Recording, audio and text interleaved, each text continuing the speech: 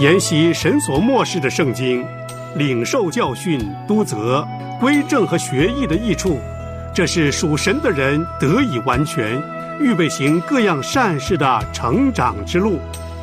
欢迎收听真道分解。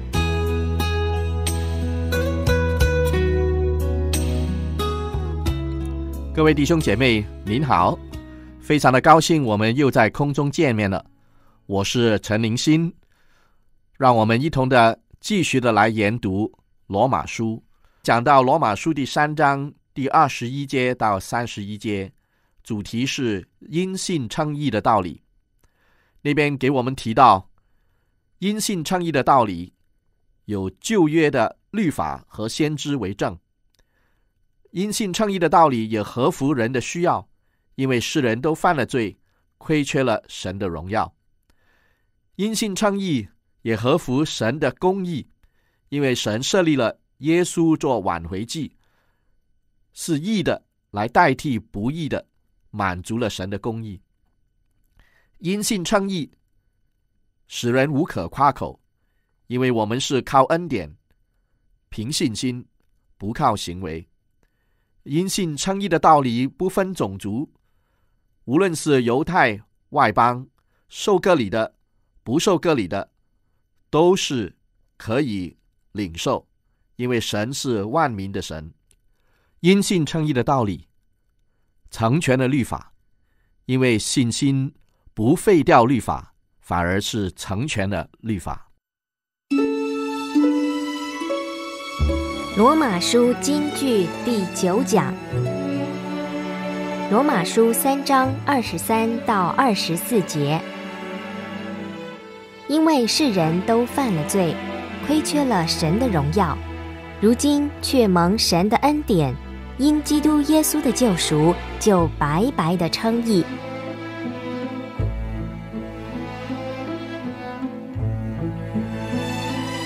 罗马书3章23到24节。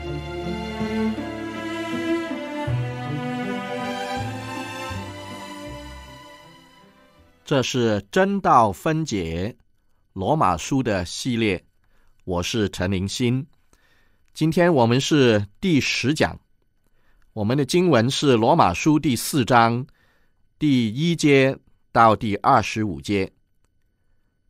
罗马书第4章第1节到第25节，主题是因信称义的例证。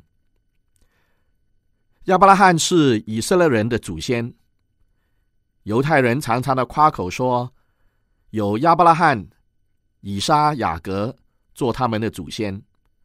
神与亚伯拉罕立约，子子孙孙，世世代代做神的选民。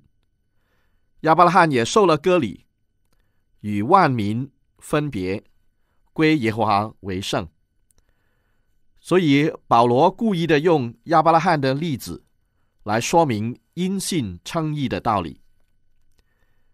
首先他提到因信称义的行为，罗马书第4章第1到第3节，罗马书第4章第1到第3节。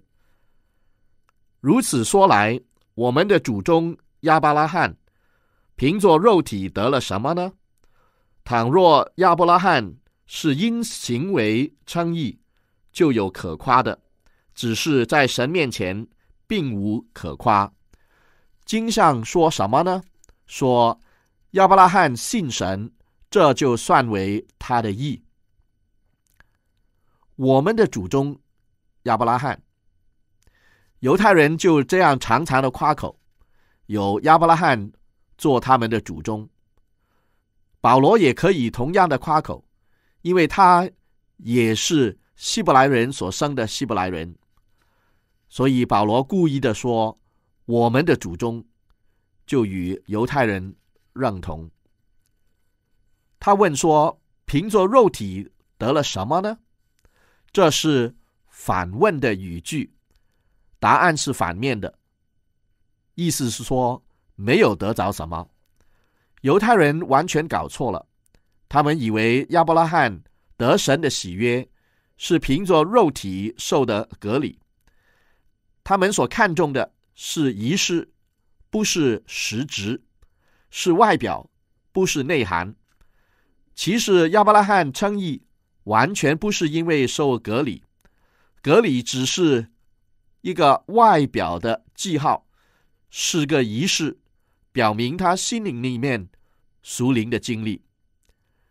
今天许多的宗教也是一样，他们重仪式、祭礼、守节日、斋戒、沐浴、烧香、礼拜，以为只要虔诚遵守教规教条，做好法事，功德完满，就是好教徒。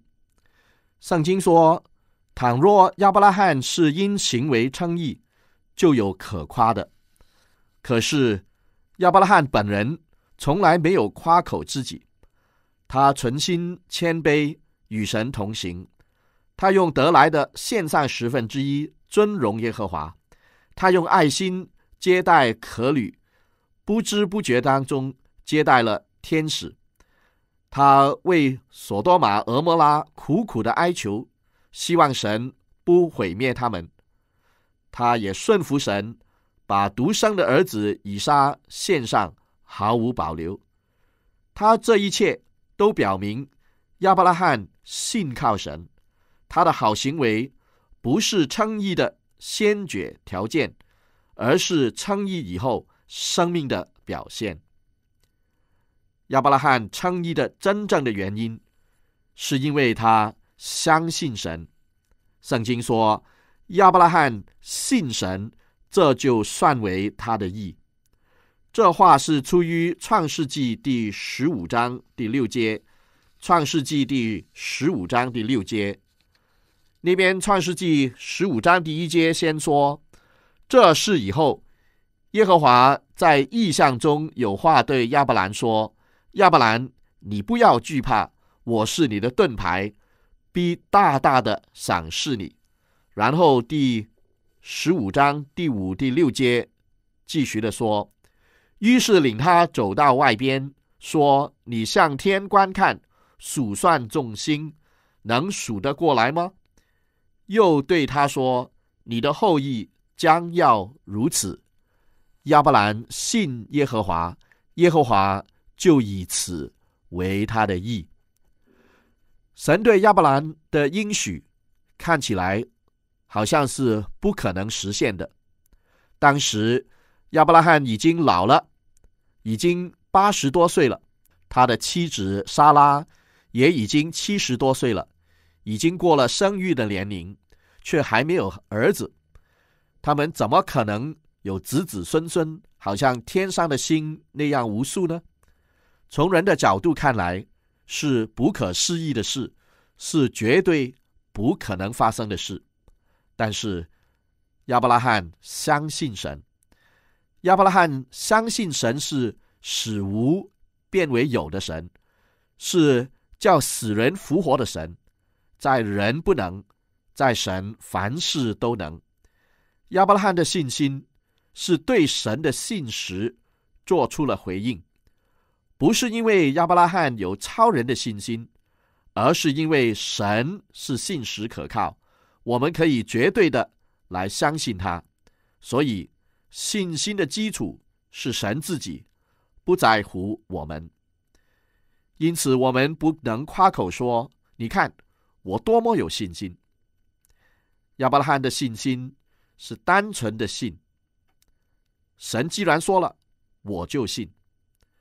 亚伯拉罕的信心不凭眼见，事实是他没有儿子，但是他仍然的相信。亚伯拉罕的信心是恒忍的信心，持续不断，一直到成全。第二，保罗继续的讲到称义的信心。罗马书第4章第4到第8节，罗马书第4章第4到第8节。既然亚伯拉罕称义是靠着信心，我们称义也是只靠信心。这与犹太人靠守律法得救就完全不同了。我们来念一念那段的经文，罗马书第4章第4到第5节。罗马书第4章第4到第5节，这里说，做工的得工价，不算恩典，乃是该得的；唯有不做工的，只信称罪人为义的神，他的信就算为义。靠好行为得救是完全没有把握的，因为做工只是得工价，没有什么可夸口的。其实我们所做的无非是我们所当做的，做当做的事不能得赏识。按照我们所当做的，还有许多我们没有做得到，我们怎么能够夸口呢？我们就算是做了什么好事，在神的面前仍然是不够好，因为圣经说，我们所做的善事在圣洁的神的面前不过是像一件破烂的衣服。反过来说，靠信心得救却有10分的把握。为什么呢？因为第一，靠信心得救是神自己设立的办法，不是人妙想天开出来的办法。第二，靠信心得救是接受耶稣所以已经成就的救恩。第三，靠信心得救是凭着神的恩典，不是凭着自己的功劳。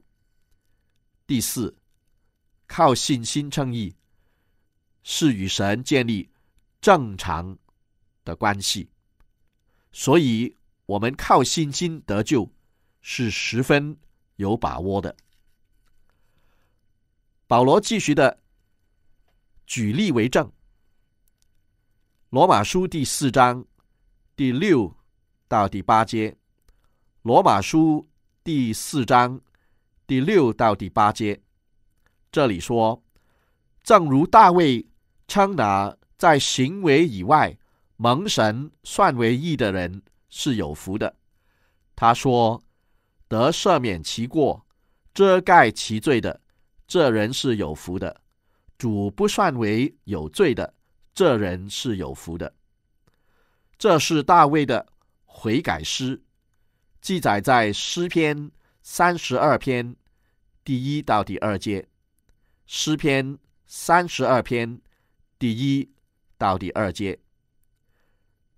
当时大卫与乌利亚的妻子拔示巴行了奸淫，又借了敌人的手来杀了拔示巴的丈夫乌利亚，抢夺他的妻子。作为一国之君，他仗势欺人，杀人奸淫，无恶不作，正是罪无可赦。无论做多少的善事，也不可能补偿他的罪过。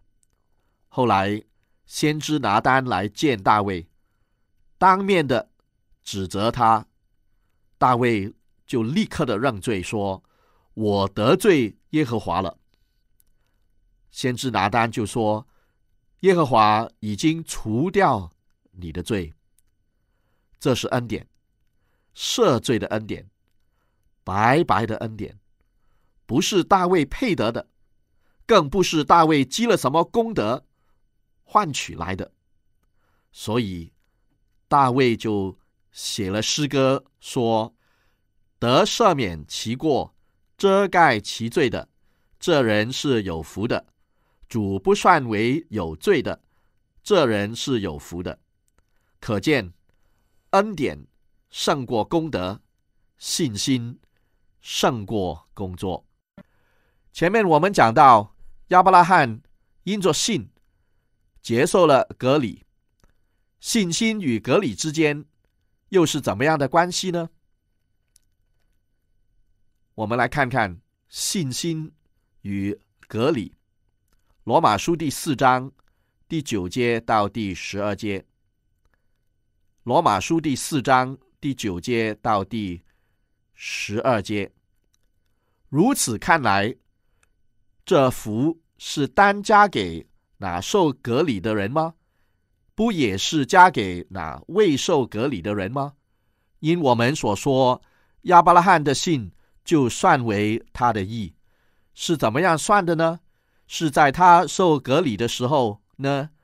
是在他未受割礼的时候呢？不是在受割礼的时候，乃是在未受割礼的时候，并且他受了割礼的记号，做他未受割礼的时候因信称义的印证，叫他做一切未受割礼而信之人的父，使他们也算为义；又做受割礼之人的父，就是那些不但受割礼，并且按我们的祖宗亚伯拉罕未受割礼而信之终极去行的人。既然亚伯拉罕在未受割礼之前就因信称义，所以外邦人虽然没有受割礼，也可以因信称义，好像那些受过割礼的犹太人一样。反过来说，犹太选民虽然受过割礼，仍然要用信心来接受耶稣的救恩，才可以得救。所以保罗在这里说明好几点。第一，信心在前，割礼在后。第二，信心是先决的条件，割礼是信心的表记。第三，信心是实质，割礼只是记号，印证他因信称义的事实。既然如此，人不必先受割礼才能够称义，所以外邦人虽然没有受割礼，仍然可以因信称义，好像亚伯拉罕未受割礼而因信称义一样。而犹太选民虽然受过割礼，仍然要用信心来接受，才可以得救。那么律法又如何呢？人可以靠着遵守律法得救吗？信心与律法之间的关系又是如何呢？罗马书第4章13节到第16节，罗马书第4章第13节到第16节，这里说，因为神应许亚伯拉罕和他后裔必得承受世界，不是因律法，乃是因信而得的义。若是属服律法的人，才得为后裔，信就归于虚空，应许也就废弃了。因为律法是惹动愤怒的，哪里没有律法，哪里就没有过犯。所以人得为后嗣，是本乎信，因此就属乎恩，叫应许定然归给一切后裔，不但归给那属乎律法的，也归给那效法亚伯拉罕之信的。保罗在这里说明，神应许赐福给亚伯拉罕，不是因为他遵守律法，而是因为他相信神。如果神在信心以外，又在要求人遵守律法才可以得救，那就等于是废掉了信心的功用。